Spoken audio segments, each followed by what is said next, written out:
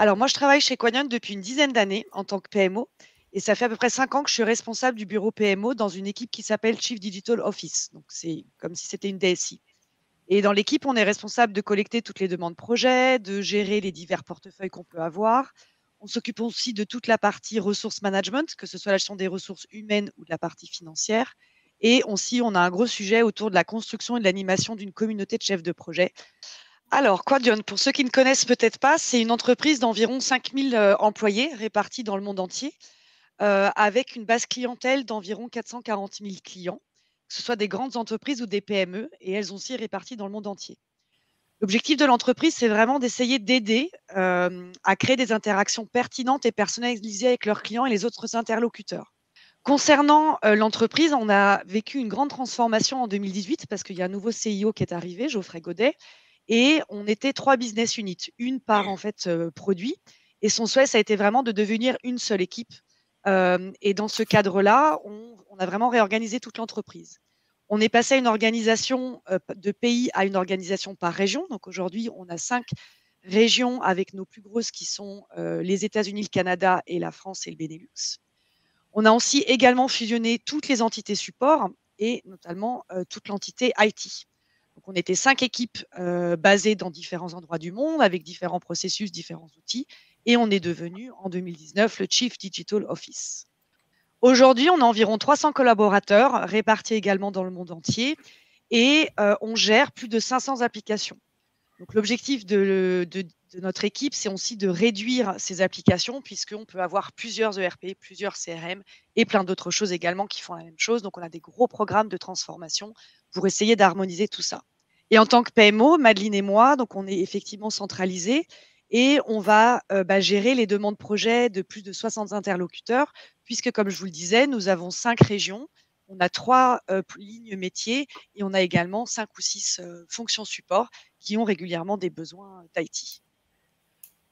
Pour organiser notre année, en fin d'année, on se réunit et on va construire le plan directeur pour essayer d'identifier tous les projets à venir. Et c'est un plan qu'on revoit tous les mois, puisque tous les mois, nous avons des demandes de projets qui nous arrivent et on va vérifier si c'était prévu dans notre roadmap ou si c'est quelque chose de nouveau et qu'il faut réorganiser. Depuis le lancement, en fait, et puis jusqu'à aujourd'hui, on a plus de 200 demandes de projets par an. C'est vraiment des demandes qui peuvent être très, très différentes, des projets de sécurité ou des projets vraiment métiers. Et à l'époque, on avait des processus vraiment différents d'une équipe IT à une autre.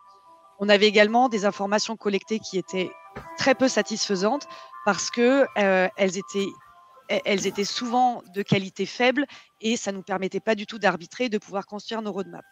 On avait un travail énorme de consolidation puisqu'on travaillait sur Excel et donc je passais mon temps, à l'époque Madeleine n'était pas dans l'équipe, je passais mon temps voilà, à consolider, à challenger le métier, à essayer de récupérer les données, à faire mes calculs de mon côté. Donc, ça me demandait énormément de temps. Donc, ce qui s'est passé, c'est que quand en 2019, on est devenu CDO, avec mon manager, voilà, on s'est assis pour réfléchir à comment on pouvait faire pour améliorer tout ça. Et puis, on a lancé un appel d'offres pour pouvoir choisir un outil. Et c'est Triskel qui a donc été choisi pour pouvoir implémenter cette gestion de la demande. Et puis, on a fait évoluer la demande petit à petit. Mais donc, en 2019, on a pu lancer la gestion de la demande projet en très peu de temps, en 4 semaines.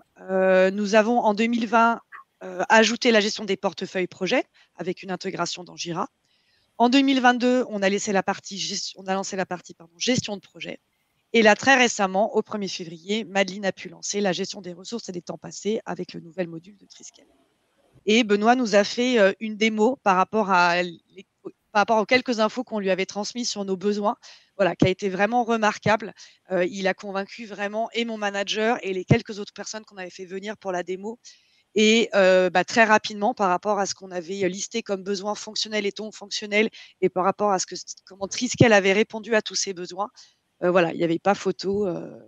Ça nous a vraiment permis de très rapidement nous dire, voilà, l'outil est configurable, ça correspond exactement à ce que vont mettre en place. Benoît nous avait dit qu'on pouvait le mettre en 20 jours. Voilà. Et donc, alors là, c'est une petite capture d'écran pour vous présenter voilà, notre vue portefeuille. Ici, c'est focalisé sur le portefeuille de demande. Il est filtré par statut. Et aujourd'hui, on a donc 3 portefeuilles. Le portefeuille des demandes, le portefeuille des projets et le portefeuille du plan à 3 ans. C'est ce qu'on appelle le 3-year plan. puisque maintenant, nous demandons depuis 2022 à tous nos collaborateurs de saisir leurs demandes projet pour les années à venir dans Triskel. On s'est assis pour se dire qu'est-ce qui existe aujourd'hui comme processus dans les différentes équipes, parce que je vous rappelle qu'on était 5 équipes IT différentes, et comment on pouvait prendre le meilleur parti de chacun et construire un process simple. L'objectif, ça a toujours été de notre côté de ne pas avoir trop d'acteurs et de faire quelque chose assez smooth de notre on va dire client interne jusqu'à chez nous à la DSI. Donc, on a fait plusieurs ateliers de travail. On a mis ce process macro en place en se disant qu'on avait vraiment envie que ce soit l'entité métier qui soumette la demande en expliquant quel était son besoin fonctionnel. Dans un deuxième temps, c'était plutôt à quelqu'un côté DSI qu'on appelle les business process owners qui allait analyser la demande. Et puis qu'une fois que la demande projet était assez solide, la soumettre à PMO, donc à Madeleine et moi, pour pouvoir l'analyser. Et quand on a réfléchi à ce process macro, on a aussi vraiment essayé de se dire quelles informations on a besoin de la part des métiers pour pouvoir comprendre le besoin fonctionnel, comprendre toute la demande et travailler sur les solutions le plus rapidement possible. On a aussi travaillé sur comment arbitrer, quels critères utiliser, quelle gouvernance mettre en place et comment valider tout ce flux. À la fin, on a eu des spécifications d'environ une 20aine de pages et c'est ça qu'on a soumis à Benoît et à son équipe pour faire un petit pilote. Donc, ils nous ont fait une démo. Et puis, comme la démo correspondait absolument à ce qu'on avait besoin, on a lancé ça. Et on a toujours gardé en tête de faire quelque chose de simple, avec très peu de statuts, pas trop d'acteurs, pour pouvoir aller vite, en fait, dans l'analyse des demandes. On a été bluffé par la rapidité avec laquelle, je crois qu'on peut citer son prénom, Gwenvael, qui est avec vous encore aujourd'hui, à paramétrer, et il a vraiment compris ce que nous on cherche à mettre en place, la simplicité du process. C'est vrai qu'on avait été jusqu'à rédiger tous les messages qu'on voulait, toutes les notifications qu'on voulait envoyer, et ça a été hyper fluide ce travail-là. Donc de notre côté, on était bluffé d'avoir mis ça en place si rapidement. Donc, voilà notre formulaire de demande dans Triskel eux-mêmes. Ici, on a donc le titre de demand item avec la référence que Dolly a expliqué un peu dans le contexte de connexion avec Jira. Et on a le statut de la demande qui est pour nous, dès qu'une demande est créée, c'est draft. Donc, comme nous, on a été formés, nous, on peut modifier les champs, on peut ajouter, et comme Benoît a expliqué, on peut aussi cacher pour d'autres profils.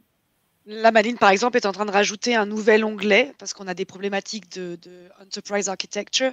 Et donc, elle est en train de créer l'onglet avec tous les champs avec notre Enterprise Architect, et dès que c'est validé, ça partira en prod. C'est pour confirmer qu'on est complètement autonome sur l'ajout de champs.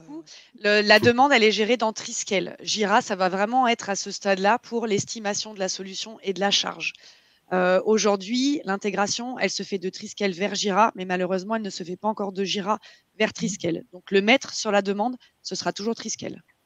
Alors, avant que Madeleine vous présente notre formulaire on va dire d'arbitrage, nous, toutes les demandes projet, on a 5 critères vraiment pour les analyser. On regarde si c'est une solution globale. Je vous ai dit qu'on avait énormément d'applications chez nous, donc on essaye de les réduire. Donc, tout projet qui nous dit que c'est pour harmoniser, réduire, rationaliser, on est preneur. On va aussi regarder tous les projets qui ont un fort ROI. On va aussi avoir une priorité sur tous nos projets de sécurité. Ça, c'est vraiment un sujet sur lequel on a beaucoup investi ces 2 dernières années.